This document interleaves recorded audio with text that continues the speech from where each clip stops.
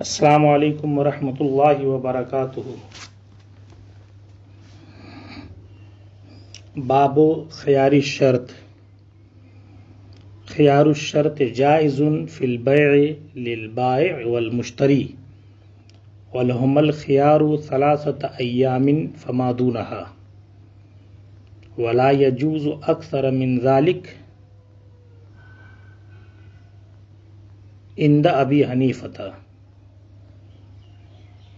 رحمہ اللہ وقال ابو یوسف ومحمد رحمہم اللہ یجوز اذا سمى مدة معلومة۔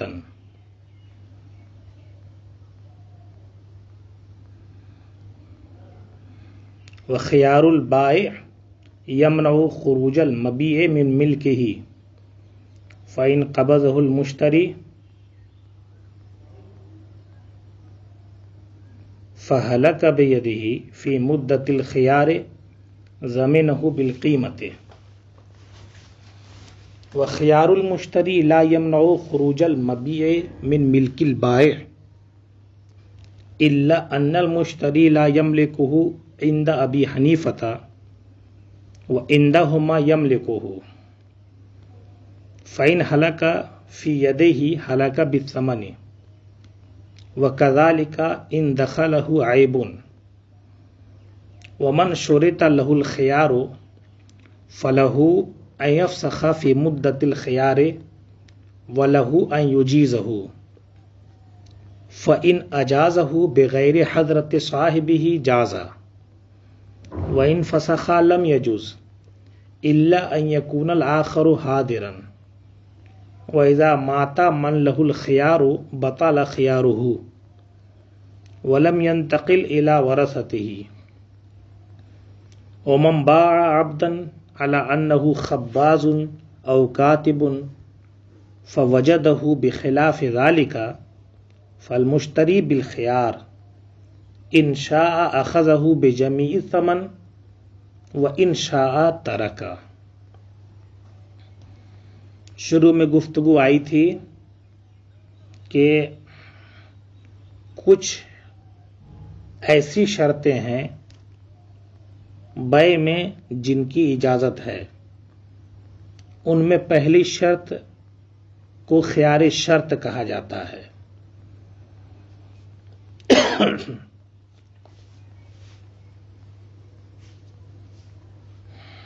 یعنی بیع کے وقت میں بائع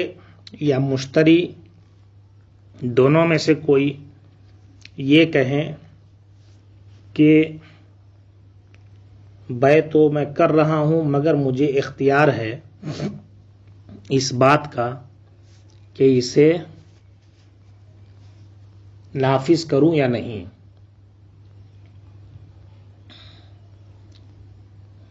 یعنی جو بیع ہو رہی ہے اس میں مجھ کو 3 دن تک کا موقع دیجیے۔ 3 دن کا لفظ میں نے پہلے بول دیا، یہ نیچے گفتگو آ رہی ہے۔ موقع مانگنا یہ بیع ہے شرط کے ساتھ کہ میں بیع کر رہا ہوں، میں بیچ رہا ہوں یا میں خرید رہا ہوں، اس شرط کے ساتھ کہ مجھے موقع دیا جائے۔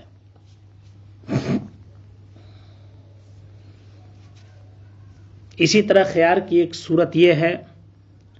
کہ میں بیع کر رہا ہوں مگر مجھے اتنا موقع دیا جائے کہ میں اپنی ماں سے پوچھ لوں، اپنے باپ سے پوچھ لوں، یا فلاں شخص جو تجربہ کار ہیں ان سے پوچھ لوں، ان کے اختیار پر یہ بیع ابھی موقوف ہے۔ یہ خیار شرط جائز ہے۔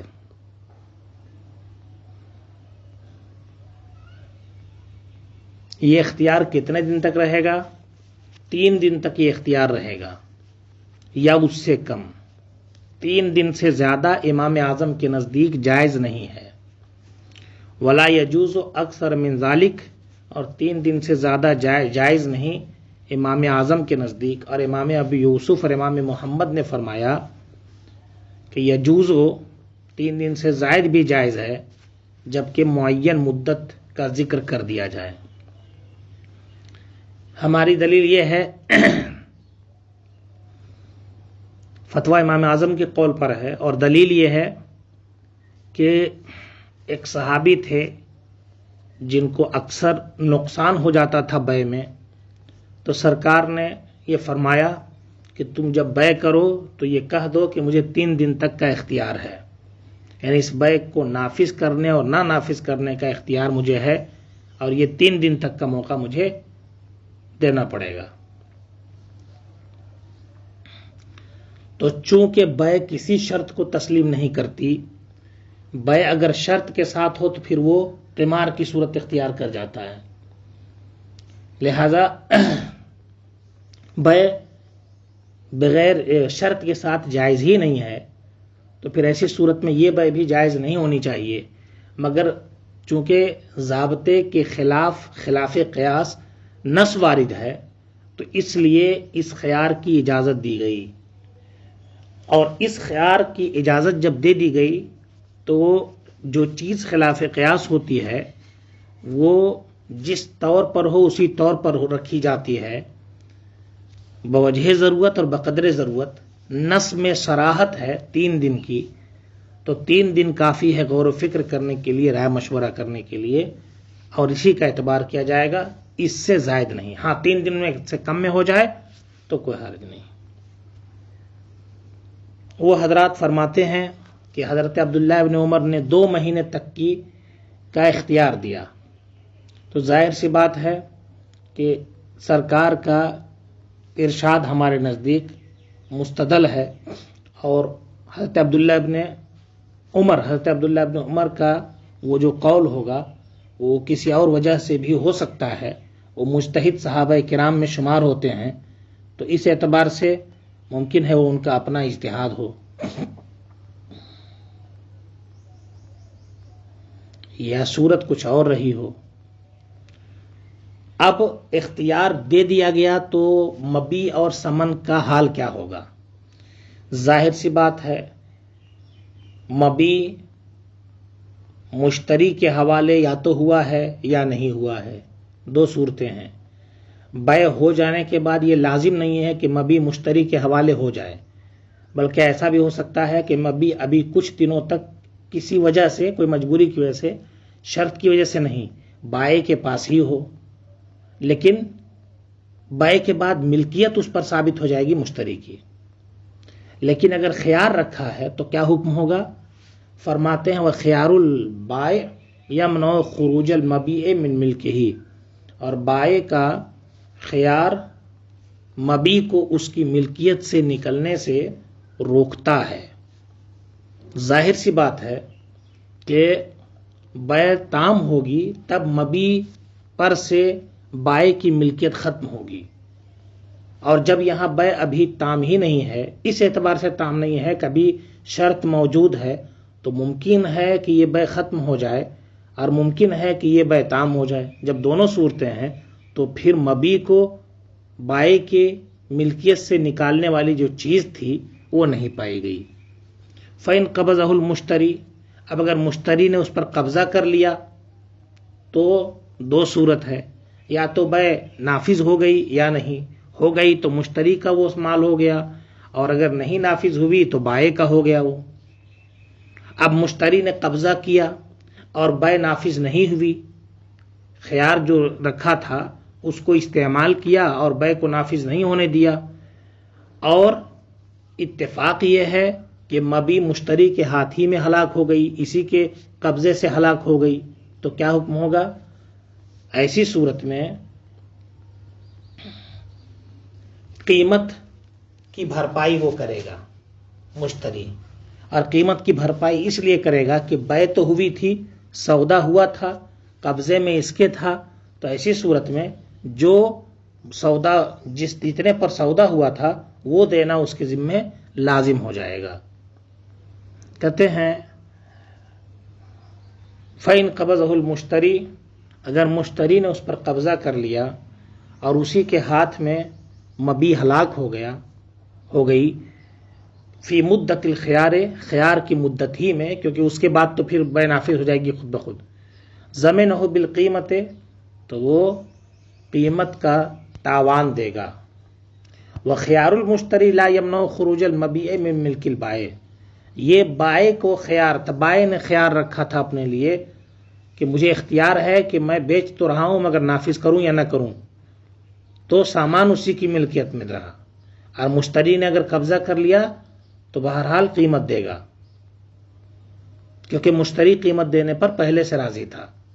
اور خیار کس کا ہے؟ بائع کا، مشتری کا ہے نہیں، تو مشتری بائع سے راضی تھا، بائع کو اختیار تھا، اسے لگ رہا تھا پتہ نہیں نافذ کیا جائے یا نہیں کیا جائے، نقصان ہے یا اس میں نفع یا ضرر ہے۔ خیر، تو حاصل یہی نکلا کہ مشتری اور بائع دونوں کو خیار حاصل ہو سکتا ہے۔ بائع کے خیار کی گفتگو گزر چکی، اب فرماتے ہیں وخیار المشتری لا یمنع خروج المبیع من ملک البائع، مشتری کا خیار یہ بائع کی ملکیت سے مبیع کو نکلنے سے نہیں روکتا، لا یمنع خروج المبیع نہیں روکتا مبیع کے خروج کو بائع کی ملکیت سے نکلنے سے، الا فی ان المشتری لا یملکہ عند ابی حنیفہ، مگر یہ کہ امام اعظم کے نزدیک مشتری اس کا مالک نہیں ہوگا۔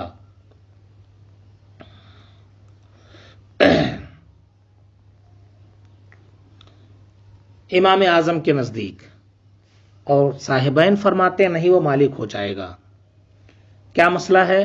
مشتری نے اپنے لیے خیار رکھا، بائع نے خیار نہیں رکھا ہے، تو ایسی صورت میں وہ سامان بائع کی ملکیت سے نکل جائے گا مگر مشتری کی ملکیت میں داخل نہیں ہوگا، اس لیے کہ مشتری نے اپنے لیے خیار رکھا ہے، تو اب ایسی صورت میں اس کی کوئی نظیر نہیں ملتی شرع میں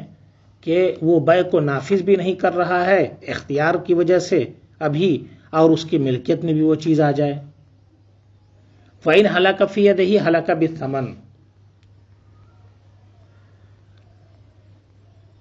اگر ہلاک ہو گیا اسی کے ہاتھ میں،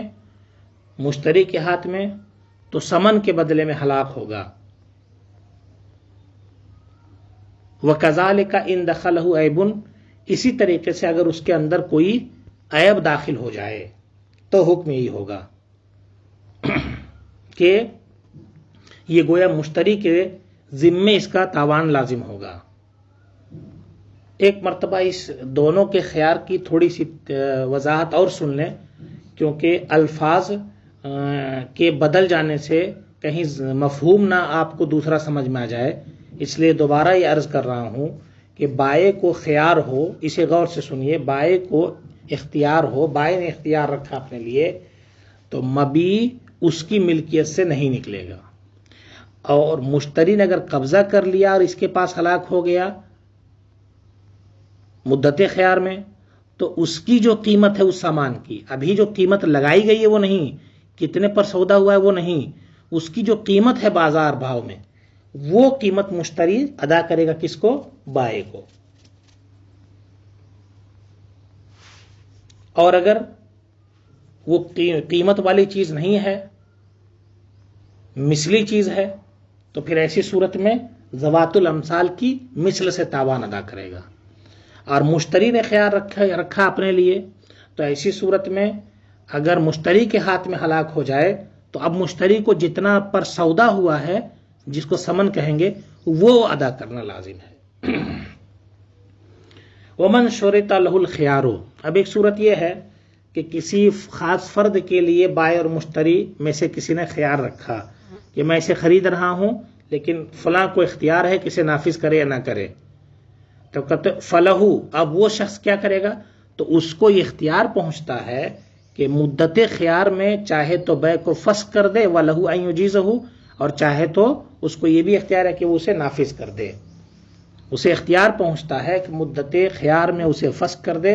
اور اسے یہ اختیار پہنچتا ہے کہ مدت خیار میں اسے نافذ کر دے، جائز قرار دے دے۔ فَإِنْ أَجَازَهُ، اگر اجازت دے دی اس نے بیع کی، بغیر حضرت صاحب ہی، اپنے صاحب کی موجودگی کے بغیر، مطلب یہ ہے کہ بائع نے خیار رکھا کسی کے لیے، تو مشتری کی موجودگی کے بغیر اس فلاں شخص نے اگر بے کو نافذ کر دیا جازا تو جائز ہے. کیوں؟ اس لیے مشتری کی طرف سے خیار نہیں تھا, اس کی طرف سے تو بے اس کی جانب سے تو بے مکمل تھی, اس کے دل میں یہی تھا کہ بے ہماری طرف سے ہو گئی ہے, لیکن بائے کے خیار کی وجہ سے بے تمامیت سے رکی ہوئی تھی. اب بائے کے جس کے لیے خیار رکھا وہ شخص کہہ رہا ہے کہ میں بے کی اجازت دیتا ہوں, تو ایسی صورت میں اس قول کی بنیاد پر مشتری کا کوئی نقصان نہیں ہوا, یہ اس کی مطابق مرضی کے مطابق ہے, اس لیے مشتری کا موجود ہونا یہاں ضروری نہیں ہے. یہ میں نے مشتری کی مثال دی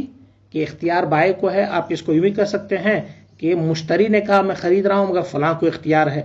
کہ اسے نافذ کرے نہ کرے, تو اب فلاں اگر مشتری کی طرف سے نافذ کرتا ہے تو وہاں بائے کا موجود ہونا ضروری نہیں, کیونکہ اس کو کوئی اعتراض رہے گا ہی نہیں, اس میں ہوگا ہی نہیں. لیکن اگر وہ فلاں شخص جس کے لیے اختیار رکھا گیا وہ اگر فسخ کر دے لم یجوز تو جائز نہیں ہوگی بے, الا ان یکون, ہاں اسی صورت میں جائز ہوگی جبکہ مقابل حاضر ہو. مشتری کا فرد ہے, مشتری کی طرف سے خیار ہے, تو پھر ایسی صورت میں بائے کا موجود ہونا چاہیے اس کو فسخ کرنے کے لیے, بائے کو ختم کرنے کے لیے. اور اگر بائے کی طرف سے اختیار والا شخص ہے اور وہ اس کو ختم کر رہا ہے بائے کو, تو مشتری کو موجود ہونا چاہیے, اس لیے کہ حق غیر میں تصرف ہوگا اور بہرحال اس کو اعتراض ہوگا, اس لیے اس کو معلوم ہونا چاہیے کہ میں نے جس کو نافذ کرنا چاہا تھا اس کو اختیار کی بنیاد پر فلاں شخص نے ختم کر دیا. جو میں نے بے کی تھی خریدار کی طرف سے اگر وہ شخص ہے فسخ کرنے والا, تو ایسی صورت میں مشتری کو موجود ہونا چاہیے, کیونکہ اسے یہ پتا ہونا چاہیے کہ جناب میں نے جو بے کی تھی بائے کی طرف سے خیار والے نے اس کو فسخ کر دیا. اب جس کو اختیار ملا تھا اس کا انتقال ہو گیا تو کیا حکم ہوگا؟ کہتے وَإِذَا مَاتَ مَن لَهُ الْخِيَارُ بَطَلَ خِيَارُهُ, جس کو اختیار ملا تھا اس کا انتقال ہو گیا تو اس کا خیار باطل ہو گیا. وَلَمْ يَنْتَقِلْ إِلَىٰ وَرَثَتِهِ, اور یہ اختیار اس کے ورثہ کی طرف منتقل نہیں ہوگا. یعنی بائے نے زید کے لیے خیار رکھ لیا تھا اور یہ کہا مشتری سے کہ میں اسے بیچ رہا ہوں مگر زید کو اختیار ہے کہ اسے چاہے تو نافذ کرے اور چاہے تو اسے ختم کر دے. تو اتفاق سے زید کا انتقال ہو گیا, ابھی مدت خیار ہی کی گفتگو ہے, زید کا انتقال ہو گیا تو زید کے وارثین کو یہ حق پہنچے گا یا نہیں کہ اسے نافذ کریں یا نافذ نہ کرے؟ تو اس کا جواب دیتے ہیں کہ نہیں, زید کے وارثین کو یہ حق نہیں پہنچے گا, اس لیے کہ خیار نام ہے مشیت اور ارادے کا, اور جس کی مشیت اور ارادہ ہے یہ اسی کے ساتھ قائم ہے. مال نہیں ہے کہ منتقل ہو دوسرے کی ملکیت کی طرف, ارادہ مشیت یہ عارضی چیز ہے, یہ دوسری کی طرف منتقل نہیں ہو سکتی ہے.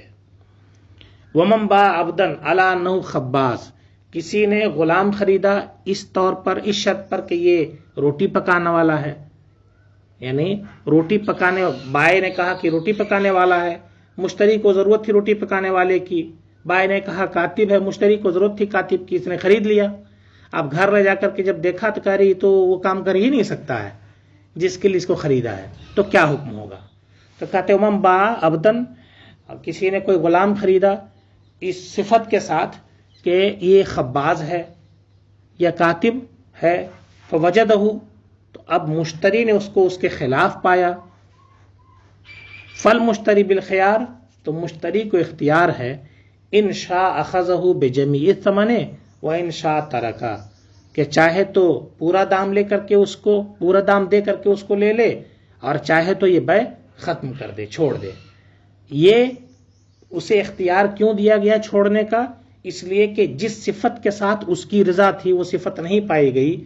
تو گویا کہ اس کے لیے ضرر کا پہلو ہے, اس لیے اسے اختیار دیا جائے گا کہ بے ختم کر دے, ہے نا.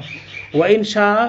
اور لینا کا اختیار ہے اس لیے کہ بے ہوئی ہے تو نافذ کر سکتا ہے, مگر قیمت کم نہیں کر سکتا, اس لیے کہ روٹی بنانا, خباز ہونا یا کاتب ہونا یہ بائے کی مبی کی صفت ہے یہاں, اور صفت کے مقابلے میں قیمت نہیں ہے، غلام کے مقابلے میں قیمت ہے، لہذا ایسی صورت میں قیمت میں کمی نہیں کر سکتا۔ اس سے سمجھ میں آیا کہ خیار شرط کی کتنی ضرورت ہے۔ بازار میں کوئی غلام خرید رہا ہے، یا آج کے دور میں غلام نہیں ہے تو یوں سمجھیے بازار میں کوئی گائے خرید رہا ہے، گائے خرید لیا، بیچنے والے نے کہا کہ یہ دودھ دیتی ہے اور 4 لیٹر دودھ دیتی ہے۔ اب خریدنے والا وہیں تو نہیں دیکھ لے گا 4 لیٹر دیتی کہ نہیں دیتی ہے، تو اس کو اختیار رہنا چاہیے کہ وہ گھر آئے اور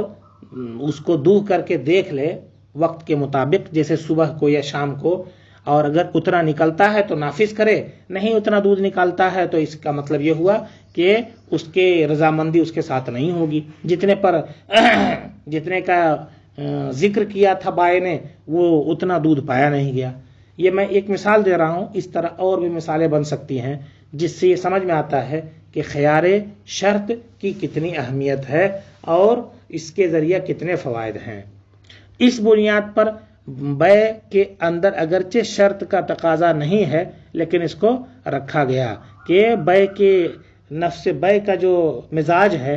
کہ اس میں کوئی شرط نہیں قبول ہوتی، اس کے مطابق